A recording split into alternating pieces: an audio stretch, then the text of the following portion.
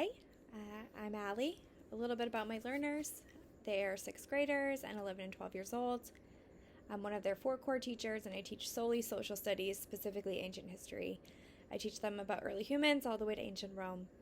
My students have a wide range of ability levels. I have students who go to special ed for direct instruction ELA, all the way to students who join me from the life skills room. So my student ability level is pretty vast. I could have students who are taking 8th grade algebra in 6th grade with students who are coming from a life skills room.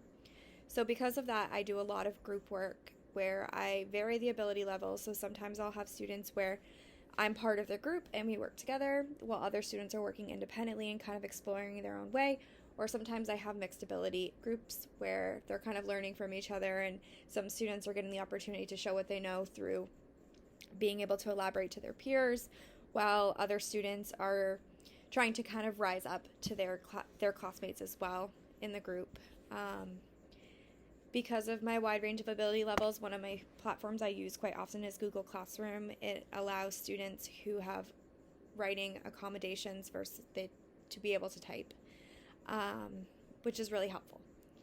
I also use a lot of museum tours where we look at artifacts, and I think it's really helpful to bring visuals when you're teaching and you're talking all the time to show them this stuff still exists and it's really here somewhere else. I use YouTube a lot to show videos to support my class discussions and when I'm lecturing and giving them information. The reading by David Sousa I thought was really helpful in reminding me about information kind of overload processing and remembering that students are sometimes processing information at a significant amount before they even come to school.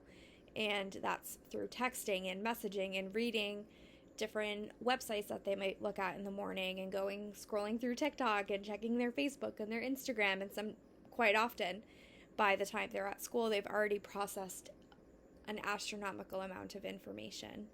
And I think I need to be cognizant of that, remembering when they come to my room that a lot of them have probably already processed more information than I have tenfold.